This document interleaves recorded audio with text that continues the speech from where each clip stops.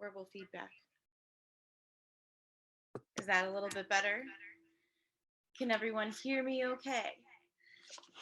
Welcome, everyone, to our second annual Illinois Women in Cannabis Conference.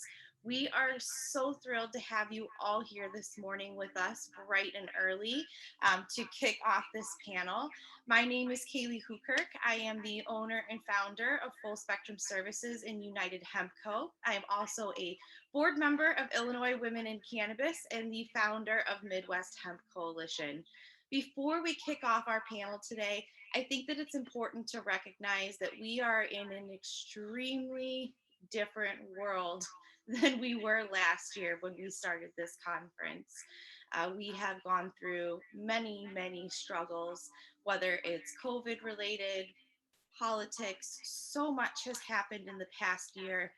People have gone through a lot of different hardships. They've lost loved ones, they've lost jobs, and here we are today to kind of reconvene and get back on track. But before we do that, I would like to take a minute to have a moment of silence for everyone that we have lost over the past year.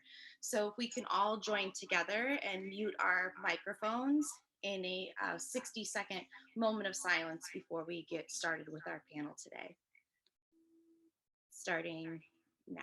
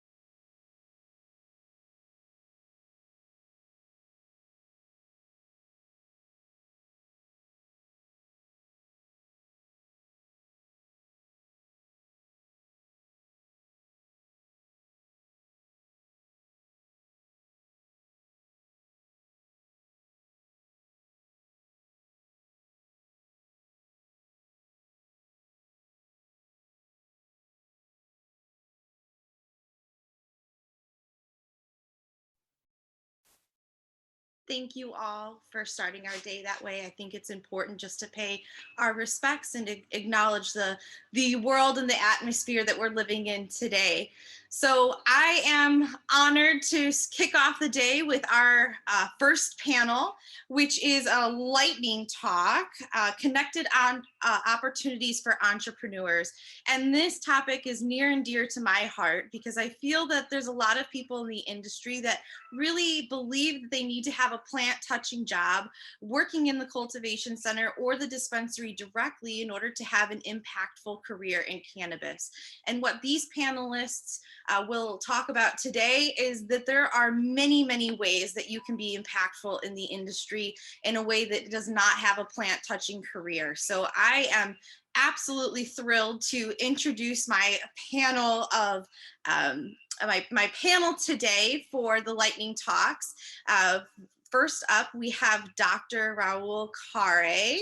I have had the pleasure of working with Dr. Carrey in the industry here for many, many years. He's going to have a lot of great insight for you today. We also have Payal, Shah, and she is fantastic in the industry, has a wealth of knowledge when it comes to consulting, textiles. Her experience is incredibly diverse, and she's going to have a lot of great information to bring into the conversation.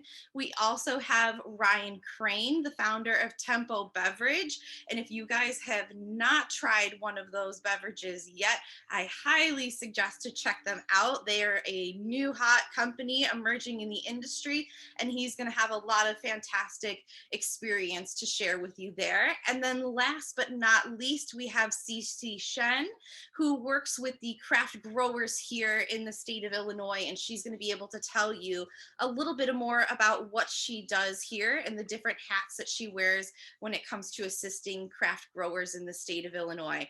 I would, however, like to give all of our panelists a brief opportunity to go through their experiences, and what they're currently working on here in the industry. And I'd like to start that off with Dr. Carey. And Dr. Carey, you have about 2 to 3 minutes just to kind of give us a brief overview of what's going on at Innovative Express Care these days. I hope that you're hanging in there, and thank you for all that you are also doing with the COVID patients here in Illinois. I know that the cannabis industry is absolutely crazy, but mixing that in with COVID at the same time, I can't imagine. So thank you for all that you're doing currently. Thank you, Kalee. All right, my name is Rahul Carrey. I'm an emergency medicine physician by training and still work in the ER at Illinois Masonic, formerly at Northwestern Memorial. But basically, I opened up an urgent care about 5 years ago, now 6 years ago, actually. And about a year into it, a lot of my patients, my primary care and urgent care, wanted certification. And it was, then that we realized that doctors at that point, I think things are changing now, felt uncomfortable with cannabis certification. And that, I know that seems like a long time ago, but it was just a few years ago. And we opened up Innovative Wellness. And Innovative Wellness, still there today, certifies patients for medical cannabis. But more than that, we actually help patients find strains, work with them on the best use of consumption, actually trying to reduce consumption as much as possible, in patients that we're using a lot, because less medicine is better medicine, even though it's natural. And really work with them using, nowadays we use telemedicine to do so, because of COVID-19, they have decreased the restrictions of the in-person visits, which I think has been even better for patients. And we were always using telemedicine, but it's so much easier now. We've certified, I can't even tell you the number, but over 50,000 patients, and done consultations with about that many as well. And I think, it's a different field than it was 5 years ago with legalization. You'd think that our services would actually decrease, but interestingly enough, last year it increased a significant amount. I think it was due to the price differences and quantity differences. But nonetheless, that's what Innovative does. We also have primary care. So it's not just cannabis care, it's primary care, urgent care. We do COVID testing. We have behavioral therapy, which is very important with our PTSD patients to use cannabis, but also talk therapy is so important, if not just as important, and very natural. And we have a ketamine clinic as well. So that's kind of our group of clinics, and that's what I do. So thanks, Kalee. Thank you so much. And I love what you said about less is more, and that if we are really getting on the right treatment program for our condition, whatever we're treating with cannabis, that really we should be consuming less. So that's a great point that you bring up there, because if we're doing it right, we should be consuming a lot less. So thank you for touching on that, because I think that's extremely important. All right. Payal, welcome. Thank you for being here this morning. Do you want to give us a little bit of an overview of what you are currently working on here in the Illinois industry? Absolutely. Thanks, Kalee. Hi, everyone. My name is Payal Shah, and I am a born and raised Chicagoan. I've been using cannabis for more than half my life now. And my mother, who is a Parkinson's patient, is also a medicinal user. And as Dr. Carey said, it's not the easiest space to navigate, even though we are a legalized state. And it's hard to get advice from some of her more quote unquote traditional doctors. So I appreciate everything that you're doing, Dr. Carey. I am the founder of Cannabis Insight Collective, which is a marketing intelligence and insights collective that uses cultural trends and consumer insights to drive important brand decisions for cannabis brands, anything from product development to go-to-market plans. We tap into a community of cannabis users that is 40,000 people strong, called the Cannabis Community, to gain more understanding and insights about these cultural and consumer trends. I'm also part of a company called Good People, which is a vertically integrated community of expert cannabis consultants, ranging anywhere from the product innovation side to brand strategy to sales. And what we do is help craft brands and growers launch and go to market successfully. A lot of our business is concentrated on the West Coast at the moment, given some legal snafus and restrictions here in our state, but looking forward to working with a lot of the craft brands here in the Midwest soon. And my family is from India and part of a third generation family that works and manufactures textiles. So textiles has always been an interesting part of my life. And through my family's experience, I've gotten the opportunity to experience the vast hemp industry that is in India, working with some of the top growers and manufacturers in the country. So hemp is something that I believe is a miracle textile, and I look forward to, it infiltrating our communities because I really do believe it's magic. So thank you guys for having me. I've been a member of Illinois Women in Cannabis for a couple of years, and I think it's just a great community with some amazing leadership, and I've had the opportunity to meet some really cool folks. So thanks for having me. Thank you so much for being here today. And I just love the diversity in what you do. You wear so many hats, and I think that's an inspiration for many people, hopefully on this webinar today, that yes, you can participate in the cannabis industry, but you're not limited to just one thing, right? You can do many different things, especially if you have a variety of skills, you can apply it in a few different ways. And I love that we kind of share this little hemp connection, because as we have said before on a few calls, hemp is cannabis too. And I think that we would miss a huge opportunity today if we didn't discuss that realm of possibility as well, right? There's this high threshold to entering the cannabis industry. There's a lot of red tape, but there's so much opportunity to be had within the hemp space too. So thank you for the information and for being a resource for that today. Okay, Mr. Ryan, we have you up next. Welcome. Thanks for being here this morning.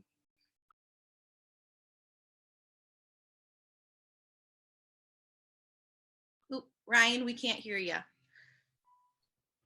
How about now? There we go. There we go. All right. I don't make software, so don't worry about that. So thank you everyone for having me here today. My name is Ryan Crane. I'm the founder of Tempo. Tempo is a beverage brand. We make beverages infused with hemp-derived cannabinoids and other natural ingredients. The flagship line that we have right now is actually a sparkling tea infused with CBD and other functional coactives. The idea there that we're trying to go with this line is to kind of move beyond the binary, like this set of the world is CBD beverages, this set of the world is non-CBD beverages, and really think about how this kind of integrates into your lifestyle. So we want to do it in a way that fits with your day, is aligned with other functional coactives that you've used before, and really try to kind of move past this world of like, this is CBD and this is the normal world. We really want to integrate the two and help move it into the future. So that's what we do with our sparkling line. Beyond that, I also do a bit of advisory work for companies in the THC side of that space, if that's something that anyone here wants to talk about, and obviously do as much work as I can with great groups like Illinois Women in Cannabis. Thank you. I completely respect what you have to say about keeping things separate. That, as I mentioned, hemp is cannabis too. And really, I believe that both, hemp and what we think of adult use medical cannabis should be treated as a food. It has so many health potentials, and we really need to do a better job about breaking down that barrier between it's this thing and it's that thing, because really it's a health thing, right? And I think that it deserves equal opportunity and shelf space within the stores. So thank you for all the advocacy work that you're doing there to push that forward. Extremely important things that you're doing over there. Good morning, Miss Cece. How are you this morning? I'm doing fantastic. How are you, Kalee? Fantastic. Thank you for being here. We can't wait to hear a little bit about you and the work that you're doing with Craft Grows. Yeah, I'm really excited to be on the early part of the morning. We've got some extra points, people, because we're before the keynote. even. My name is Cece Shen. I'm one of the early founders of ICCA, the Illinois Craft Cannabis Association. I'm currently the head of research, and I support a number of our advocacy initiatives. I'm also part of a team that supported several social equity applicants on their craft grow applications. For those who are not as familiar, when Illinois went legal, the legislation was crafted with a significant weight towards social equity, and that was to create more ownership and opportunities for those who have been most impacted and hurt by cannabis prohibition. The existing licenses holders from the medical legalization were grandfathered in and currently into the adult use market. So when you go to your local dispensary today in Illinois, those are not considered craft grow products. So on the demand side, we have the application process for the retailers and dispensaries. And on the supply side, we have the application process for craft grow, infusers, and transporters. These licenses were supposed to have been issued July of last year, but due to COVID and many reasons, they have been delayed. So we and all of our members are still waiting to hear back from the state. I really want to emphasize that these are small businesses, craft growers, infusers, and transporters. We're limited to how much we can grow and where we can source our raw material. And from a business model and operating model standpoint, craft cannabis businesses differentiate themselves from the current commercial cultivators by grow methods, the strains they want to focus on, the consumers they want to focus on, and the impact they have on their community. Several have made very strong commitments to, meaningfully donate a significant portion of their profits even to their local communities. So from a large group perspective or small group perspective, there's about 80 or so licenses that we're expecting to be issued this year. And these 80 plus groups are expected to bring in upwards of $1 billion of revenue, $200+ million in revenue for the state. And cannabis is truly one of the few bright spots of tax revenue for the state of Illinois, and much, much needed.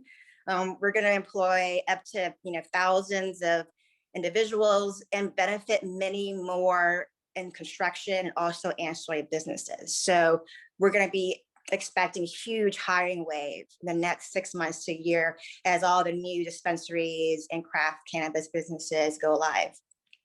So from these many, many months delays, I had the privilege of speaking to dozens of applicants.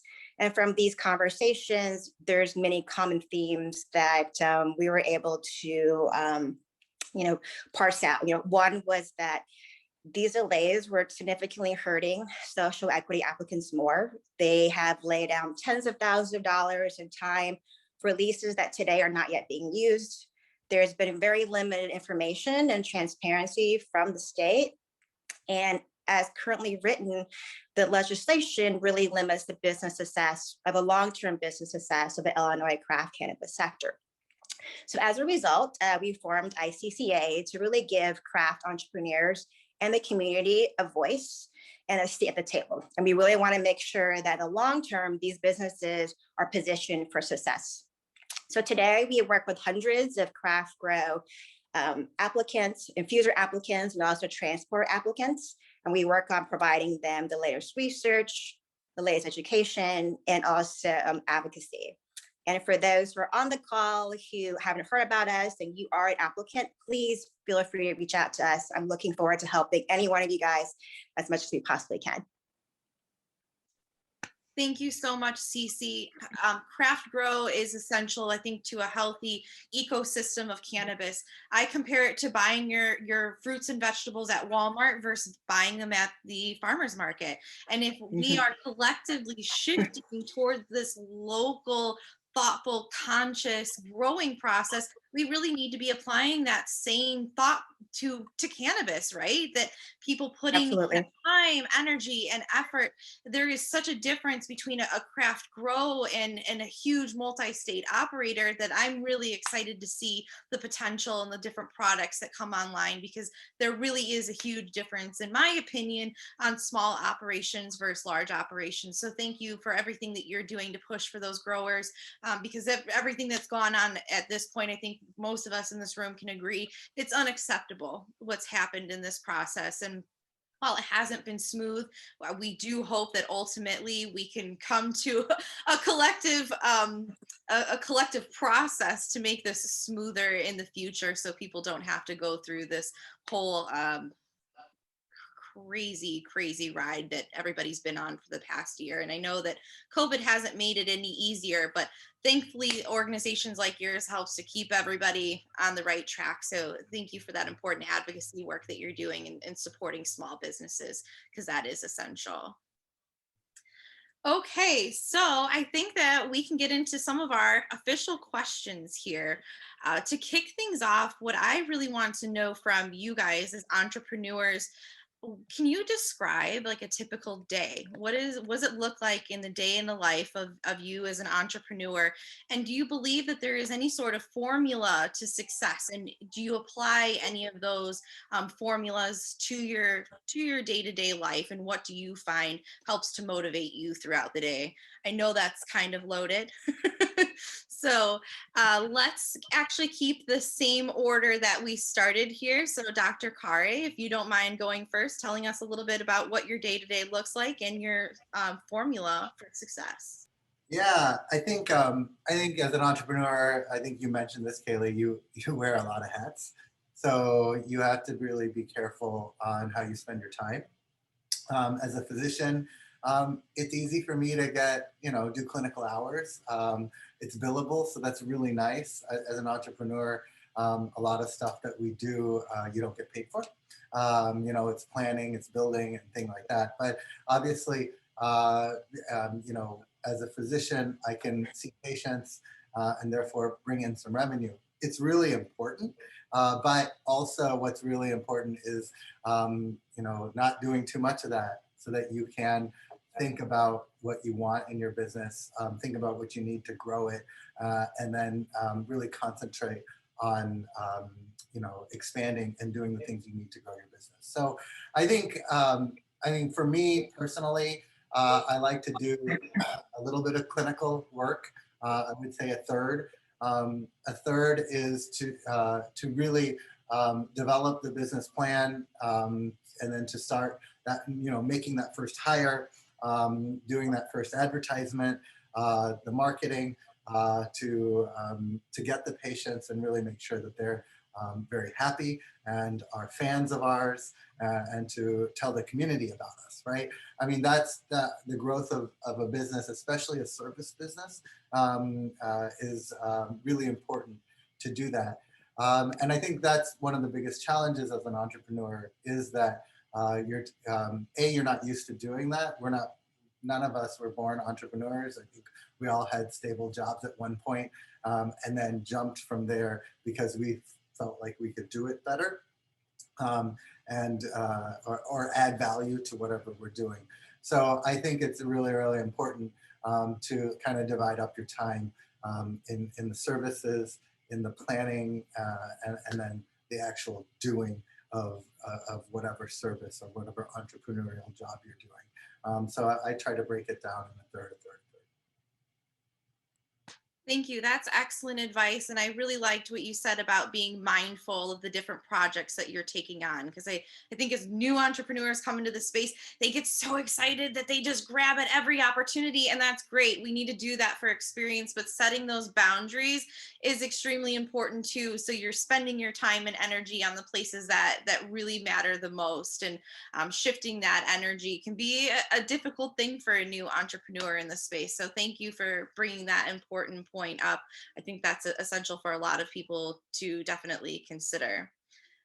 Payal, let's talk about your day-to-day operations. What does that look like, and what is your formula for success? Yeah, absolutely. Well, I think a typical day is a little bit of an oxymoron, because I'm sure as the other entrepreneurs on this call can attest to, every day is a little different, and there are a lot of things involved in being an entrepreneur that is not your main skill set. So while my main skill set is, insights and intelligence and being a trend spotter, I still have to do the other things, the finances, the, my own admin, like all of those things that I didn't have to do in the corporate world. So while no day is typical, I do similarly, pick and choose where I spend my time. And actually, I don't really have a business social media presence because a lot of my business is done through word of mouth and connections and networking. And while people can find me on, the usual channels like LinkedIn and Clubhouse, my social media is not there because it's time taken away from time that I would spend on my clients. But in terms of what I do and my workspace, a typical day for me really consists of being a sponge for information. Because I'm looking for the cultural trends, because I'm trying to understand consumer insights, see what competition is doing in this space that is so flooded and fragmented, it definitely takes a lot of my time. So I'm constantly, scouring news sources and articles and Google alerts for tidbits that are inspirational or insightful to me or to my clients. One of the biggest skills that I need in my role and what I do is to have empathy and be empathetic and be able to put myself in the shoes of others. So, for example, I'm working with a cannabis brand right now that really focuses on women's health and women's wellness. And so, in addition to cannabis, I've also been reading up on things like endometriosis and sexual wellness and menopause and the symptoms that people experience. So, for me, it really is about being able to put myself in the shoes of others so that I can understand which cannabis consumer we're going after, because there's not a typical cannabis user in this industry. So it's an exciting but atypical day typically. And then of course, social advocacy. So I volunteer a lot. I am on committees at Chicago Normal, here at Illinois Women in Cannabis. I was on the National Cannabis Industry Association Marketing and Advertising Committee. And the reason I volunteer on those committees is because advocacy in this space is very important. And I want people who care about this industry to shape the laws in this industry. So I would say that volunteering and advocacy is also a big part of my day. That's so refreshing to hear. And, having empathy is extremely important, because as we realize and get to know everybody's story, that everybody has a reason for entering this cannabis space, whether it's personal, whether it's professional, or you have family members that use it. Most of us have this deep rooted connection to this plant and this deep inspiration for why we're here in the industry. And if we lose sight of that, I think it becomes messy. We start to make decisions that may not be the best for the community, may not be the best for ourselves. So centering back to that moment of empathy and understanding, I think really helps to put things into perspective. So it's really refreshing to hear that. And advocacy is such an important thing, I think, across this panel.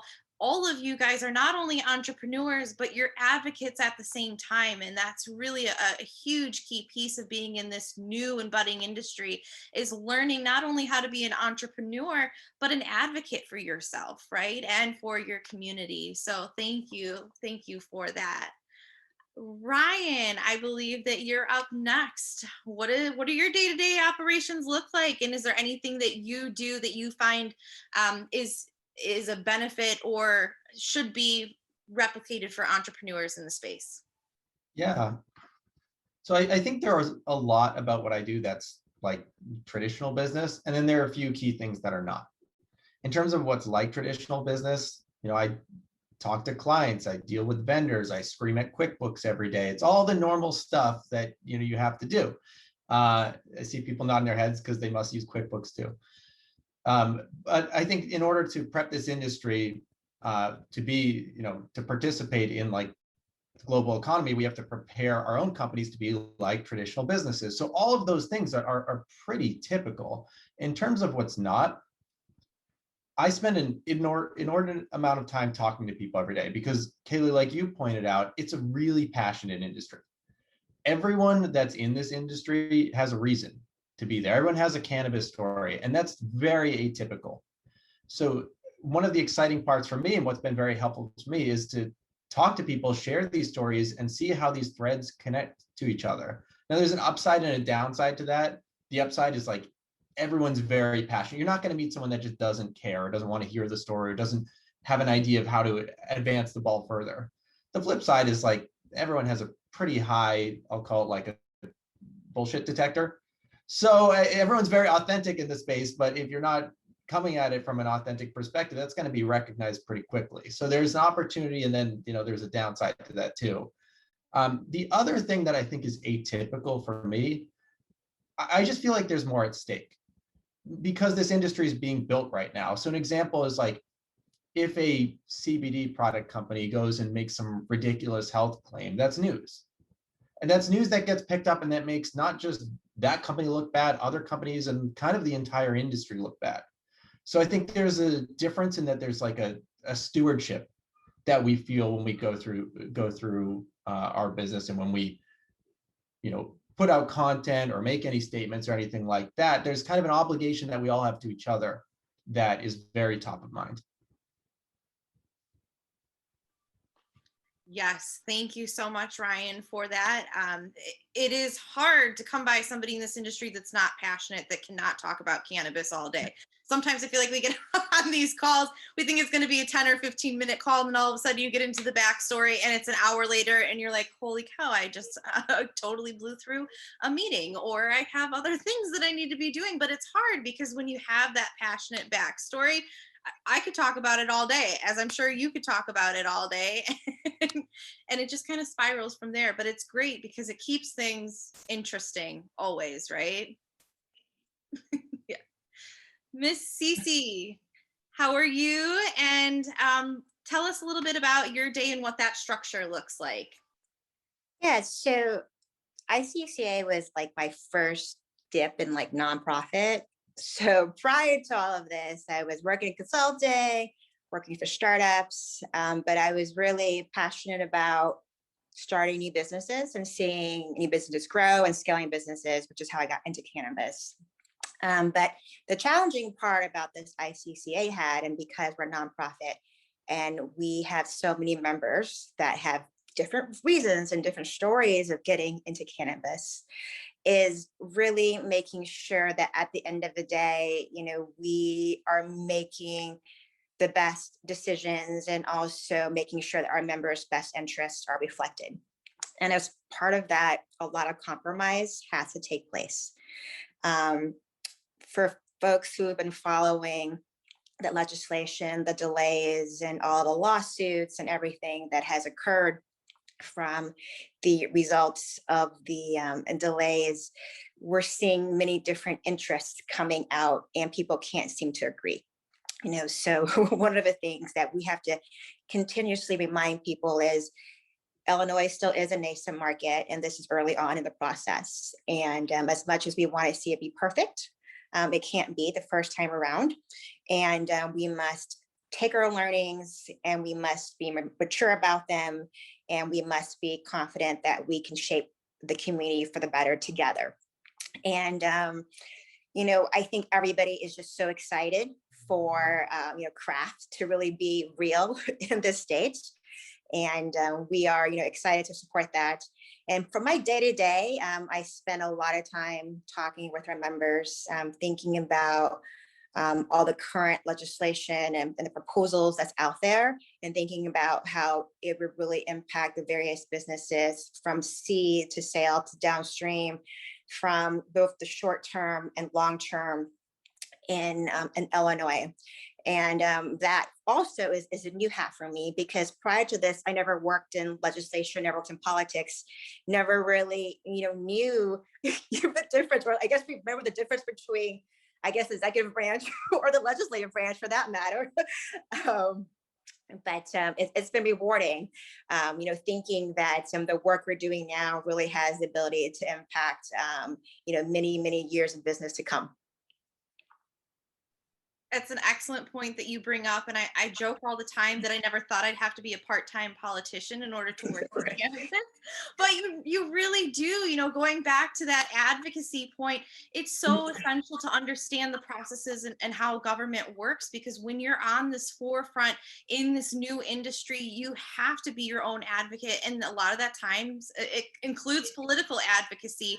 And I really empathize and can relate to that, being a board member with Illinois Women in Cannabis and the founder of Midwest Hemp Coalition, that we've had to get involved with a lot of policy, and having to understand how all of that works and keeping all the tabs on that can be extremely difficult. And I find myself in my head like saying, I'm just a bill. Yes, I'm like trying to go through like my Schoolhouse Rock education sometimes, trying to figure out how all of these processes work. But one thing that I would definitely say to everybody that's watching this panel today is get prepared to be politically involved.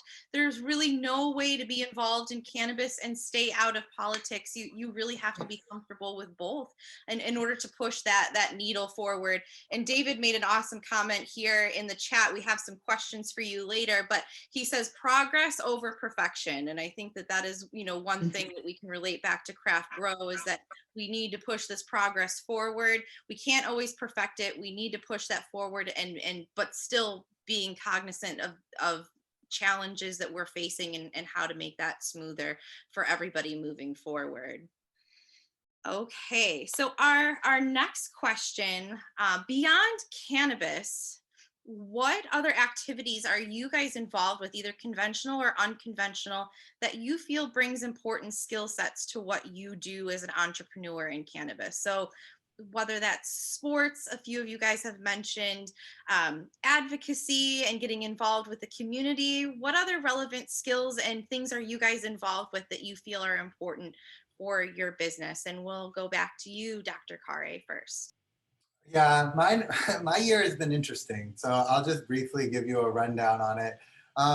We opened our urgent care 5 years ago. I got into cannabis consultation and certification probably a year within that. And so it's really, really important for me to innovate and go towards where my passions are, but B, where we can help a lot of people. And so that for cannabis, that was easy. COVID-19 struck, probably it was around March of when we knew how significant it was. My background is as an emergency physician. I did a lot of disaster relief work in Haiti in 2010, and I went 4 years in a row because I fell in love with the country, and I thought I could help there. And fast forward to last year, all of a sudden there was a pandemic. And I knew what to do only because of my experience that I had in Haiti. We put up a tent in our parking lot and started testing patients. Our landlord almost kicked us out, told us they were going to shut us down, which was a blessing in disguise. So right across the street from where I live is a Mini Cooper dealership. And we rented that out and began our operations when we were testing about 15, 20 to 30 people a day, and at our max, we were seeing 1,500 a day at the Mini Cooper dealership. And now it's progressed into, well, we have less testing needed, thank goodness, and now vaccinations. So I am just, this last year has been as busy as it's ever been for me. We've grown to 4 other COVID-19 testing centers and vaccination centers.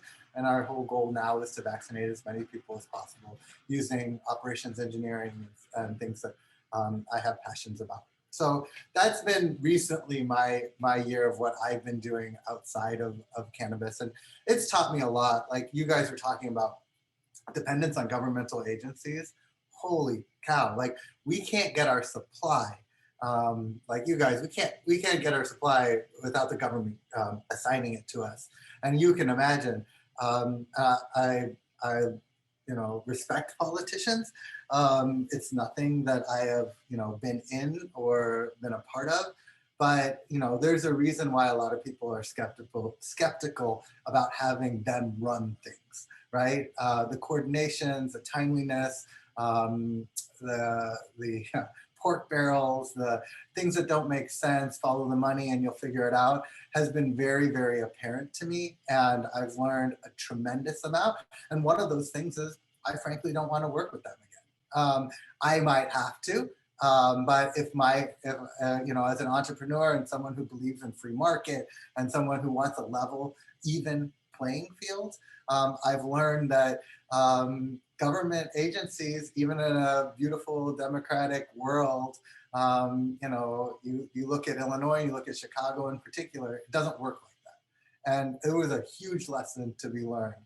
When I am getting about 5,000 vaccines a week, which is a significant amount, I could do 3,000 a day, right? I could do 21,000 a week, but I have the staff to do it, but there's no vaccines, but they're getting, you know, placed at Wrigley Field, right? Which is about a mile and a half away from me, with no infrastructure. They're planning it. It's taking 3 to 4, you know, 2 to 3 months to do that. It just doesn't make sense. And you know, why does Walgreens get so many, et cetera, et cetera. So I think, you know, I've learned a lot this last year. And, you know, it makes you understand as an entrepreneur, you know, I mean, the frustration level that I've had in the last 3 months has been tremendous. And I'm not blaming anyone from it. And at the end of the day, I've learned to just like be at peace with it, because if not, you know, I get really sad and then really angry. Because so many people need vaccines. It's not being done well in Illinois, et cetera, et cetera. Go take this and the cannabis industry. You guys can talk about it a lot. It's even amplified worse, right? Because there was a set agenda and then something happened, right? And it doesn't really make sense of what's going on. So anyway, that's a little tangent. But you asked me what else I've been doing. I've learned a lot from the COVID-19 experience. Well, we're definitely thankful that you had that experience in Haiti. I actually had no idea that you had done that and spent time there.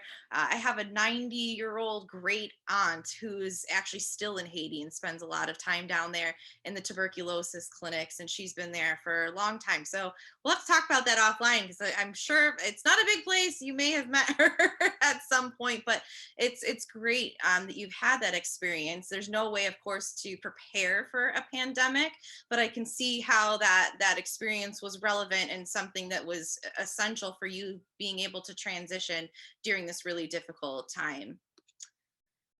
Payal, what extracurriculars are you involved with? You mentioned a little bit about your advocacy, but what do you really take back into your cannabis life that's important to you? Yeah, I think, you know, one of my the thing that I'm most passionate about is travel. It's actually why I got into being my own boss after being in the corporate world at ad agencies for off and on for 2 decades. I wanted to be a digital nomad. And, you know, I also, like Dr. Carey, have done, I'm part of a fringe diplomacy group. So I traveled to countries like Cuba, Myanmar, Bangladesh, to really visit with the communities there and to bring, you know, a diverse set of social impact entrepreneurship skills to these communities to try and help them. So COVID stopped that, but in December of 2019, that was my last trip, and I was in Bangladesh at the Rohingya refugee camps and really trying to find solutions, working with the camps, the government, and local communities to try and find solutions for what unfortunately seems like a long-term solution, long-term issue. It's not going to be short-term. COVID-19 stopped that travel for a little bit. So last year was a little difficult for me. I felt like a caged bird. But thankfully, I invested my time and efforts into the cannabis and hemp communities, and it kept me busy. Alongside that, you know, politics is something that is very important to me. I think what's been happening in our country for the last, you know, decade or so has been difficult to watch. And we've talked about advocacy coming from passionate cannabis community, but there's also advocates or lobbyists that are fighting against us here as well, and oftentimes have bigger pockets than us. So, you know, it's about trying to find that balance. And, you know, overall, I think, you know, just in general, I hope that we are able to stop this racist hate that we are experiencing by addressing the cause and not the effects of what's happening. So, you know, to all of our Black and Brown communities, I see you, I hear you, I feel you, and I hope that together we can make the world a better place. Absolutely, 100%.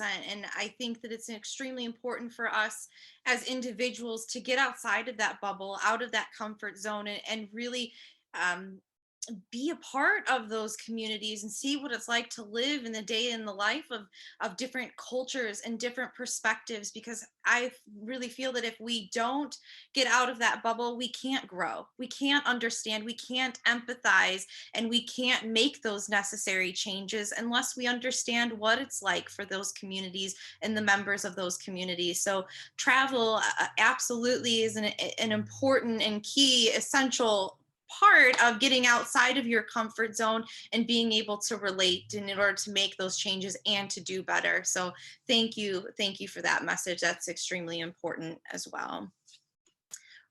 And I think, Ryan, we have you next. What extracurriculars are you involved with that are important to your cannabis career? Yeah, well, there's a lot. Well, one thing I'll say is that the industry itself is kind of all consuming. And once you're in it, it's kind of hard. I find it really hard to shut that motor off. You're always kind of like, you have to stay on top of the news. You have to know what's coming. You have to know how it relates to your business so that that motor's always running. And there's a lot of pressure when you're an entrepreneur there's pressure from the outside world to not shut that motor off. Because people expect you to keep going. It's kind of like the company becomes your identity. But what all entrepreneurs eventually discover, and I did myself, is that that's just not healthy. It's not good for your mental health. It's not good for your company. It's not really good for anyone around you. So I've kind of learned to proactively, you know, give myself other tasks or things that I need to do, whether it's like, oh, I want to run a 5K, or I want to run, or I want to, you know, write some story, or I am just like planning some sort of mindless activity for Saturday. Just something else that kind of takes you out of your own headspace. And for me, I find that I have to actually proactively do that and like set deadlines and schedules for myself. So, you know, life beyond cannabis, not always like the most like thrilling, exciting thing in the world, especially in 2020, but having those things that you do, and I always try to have like a minimum 3 things going on at once, is just better for your headspace, better for your mental health, and better for your company. Just, you need to kind of like extract yourself from this all-consuming day-to-day entrepreneurship in order to be more effective in it, which seems counterintuitive, but this is what I've discovered along the way. Yes, creating time and space for yourself is incredibly important, especially as we place more emphasis on mental health as an entrepreneur. I know we want to take on everything at once. We want to be that superhero to do everything, but we can't. We really need that time to stop, pause, and reflect. And if we don't do that, we don't take care of ourselves. I know that a lot of people probably get tired of hearing this saying, but truly you cannot pour from an empty cup. And so in order to give the best of yourself to others, you have to take care of yourself first. So creating that time and space and those activities are important, whether it's meditation, yoga, eating right, cooking a great meal, going for a walk with your dog, or spending time with the family. There are many ways that we can choose to recenter ourselves. But if we do not do that, things get complicated and things get really stressful. So as an entrepreneur coming into the space, yes, please, please, please take time for yourself to recenter and refocus, because you will eventually see the benefit of that, not only for yourself, but through the work that you do. Cece, tell us a little bit about what you do as an extracurricular that you bring back to your cannabis world as a positive experience or a skill set. Yeah, I mean, I have to really echo what you and Ryan just said. I had a dark period, last year during COVID and working across multiple applications, like literally not even before COVID, not leaving the house for weeks, only having conversations focused on cannabis. And as I started shifting to ICCA, it became more severe because I was speaking directly with applicants, and many of them were using me for therapy. And so I started internalizing even a lot of the challenges that they were facing and experiencing as part of this really long delay. I was really fortunate enough for personal and family reasons. Our family in July of last year, we temporarily relocated to Greece. And here I was able to take advantage of the time difference, take advantage of being in Greece and some of the sunshine and, really, and some time with my family to regroup and to really, think about outside of cannabis, what else was more important to me. So when I did get on phone calls with members and when I was thinking through the impacts of legislation and what that meant, I could come in with a fresh mind and, not be weighed down by some of the ongoing drama that's been happening in the state. So for me, I've been able to learn some Greek, and they say Greek is hard it's the grammar's terrible, but being able to learn a new language, being able to learn a new type of cooking, and being able to do all of this, I've been really appreciative of this once in a lifetime opportunity. And for anyone out there who has the opportunity to go live abroad for some period of time, I highly encourage you to take it because you really get a chance to evaluate your values, what's important to you, and to really come back a better and stronger person. It's so funny that this group, I think Payal's the one that said that she was inspired to be a digital nomad.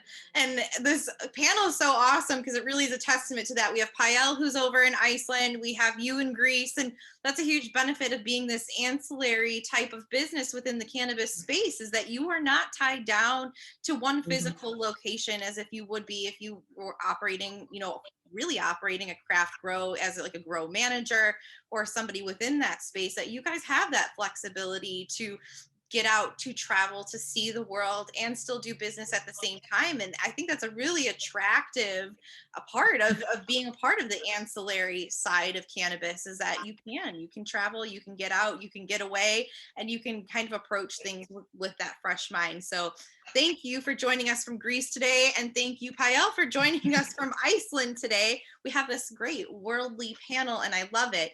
We have I have a few more questions on my list, but we're actually getting a lot here in the chat box. So I want to make sure that we can get to some of these questions from the audience. And I believe, Sisi, we'll start with you. We have a few questions as it relates to ICCA. So I'm going to read off a few of them. We have about 8 minutes left on the panel before we have to get off today. So I'm going to read a few of them and see if you can kind of answer them in a chunk. The first question is ICCA still taking applications? And then do you have financial backers? If so, are you able to say who they are? And then also, do you offer any networking opportunities and what's the best way to get involved with ICC? Yep. So for ICCA, if you're a craft applicant, it's free to become a member. If the question is related to can you apply for craft licenses, that has to do with the state. That process was early 2020, late 2019, depending on where you're applying for, but there will be new opportunities and more opportunities. There will be more licenses. And I'm hoping that folks who are interested in applying for either a dispensary license or a craft cannabis license take advantage of the resources that's currently out there. Reach out to us if you need questions and we'll be happy to support you in future rounds. In terms of our financial backers, right now, ICCA is completely volunteer-led, member-led. We do not take any kind of salary at this point. When the state issues licenses, we do plan to charge members a fee. Hopefully we bring enough value for them to stay on as members. But at this point, we're not looking for any particular financial backers. I think the final question is, are there networking opportunities? Yes, they are remote at this point. We have a number of educational sessions that we are scheduling. They're targeted for people that are looking for licensure in the next few months. But if you're interested in applying for licenses in the upcoming round, the information you can pick up here could be really valuable still. Thank you, Ashley, LA, and Marie for those questions. We do have a question from Adriana, which is, what is the best way to get politically involved for someone who is new in the industry? And I guess I'll kind of step in right there. The most beneficial thing that I could think of for somebody that's getting started in the industry is to join a lobbying organization, such as Chicago NORML, Illinois NORML, or the Midwest Hemp Coalition, depending on what segment of the industry you want to be involved in. Really, I would say get involved with all of the advocacy lobbying organizations. That way you can stay up to date on all of the essential legislation that's coming down the line. They always usually have calls to action as well. I'm sure that ICCA does some of this, communicating with their members, letting people know what's coming down the line and what actions to take, whether it's filling out a witness slip or physically driving down for a lobby day, which I believe all the lobby days are virtual right now. But getting involved with an advocacy organization is one of the easiest ways, I believe, to start getting politically involved here in the industry. We have our next question is for Payal. What has been one of the biggest struggles in this industry, and either in the beginning or during CCI inception or as your business grows? So what has, I guess, been one of the biggest challenges for you? The biggest challenges for me has been just, like I said, I spent almost 2 decades in the advertising industry. So starting over, I think is a space that you need to be comfortable with the discomfort of it all, and kind of starting at the bottom and, like I said, doing things that you never expected to do. I wouldn't say that it's been a struggle per se, but I do think it's been a learning experience, and one that I've failed at a lot of things a lot of times. I've made bad decisions. I've partnered with not so good people.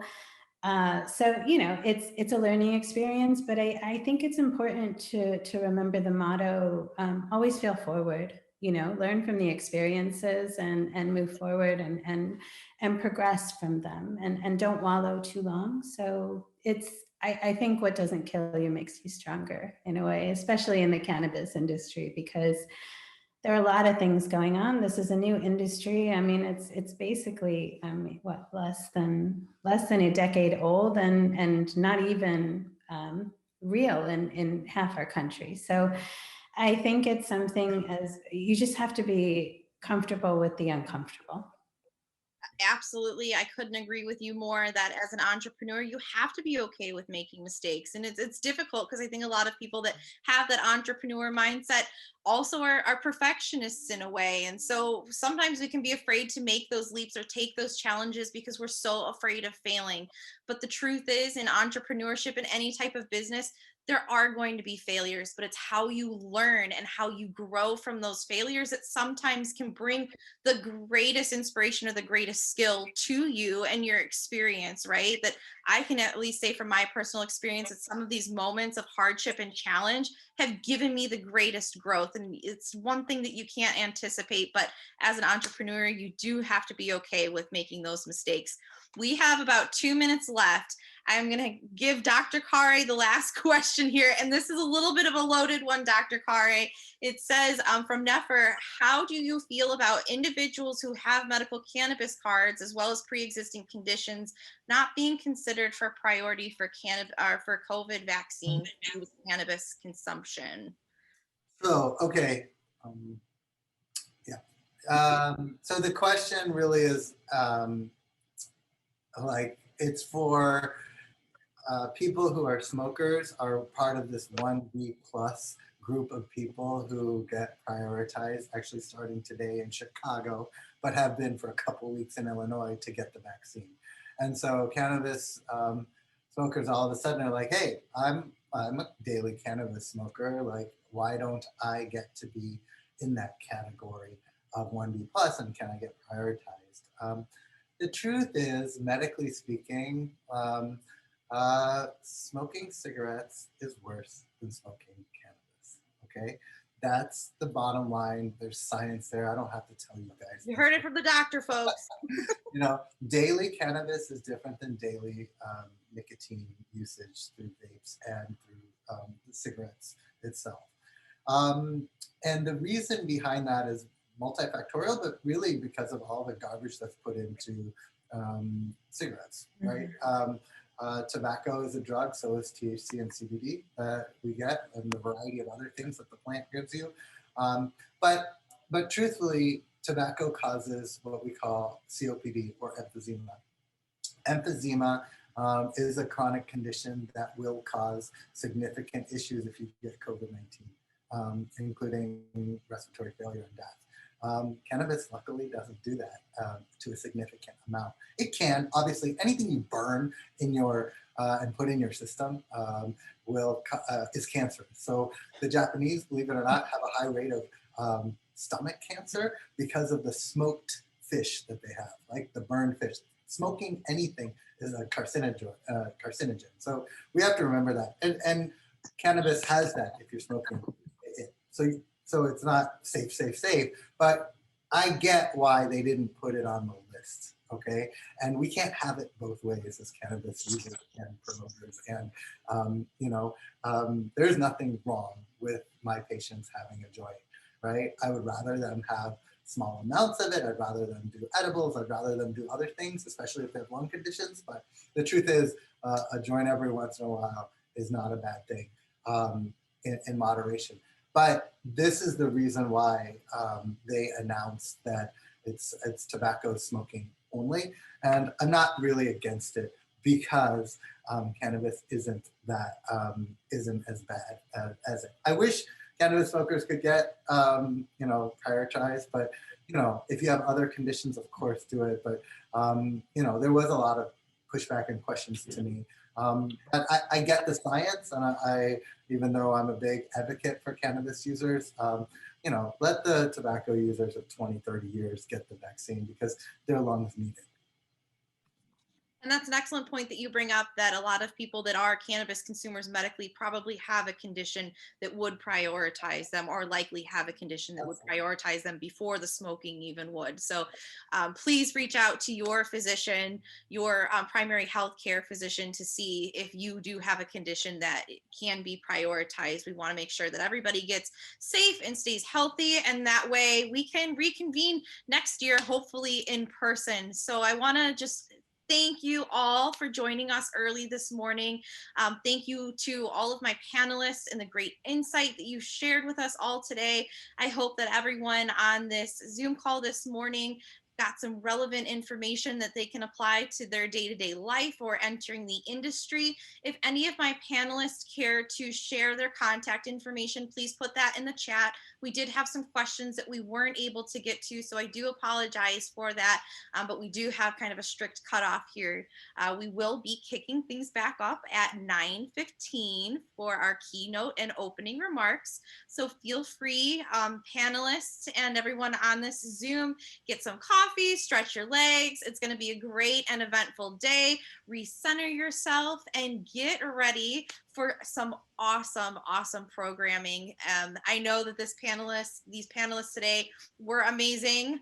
Thank you for warming up the stage, and I'm really excited to see the rest of the content that we bring down the line today and tomorrow. This is a 2-day event, so stay tuned, and we will be back here at 9:15 sharp. We'll see everyone soon. Thank you again to all my panelists.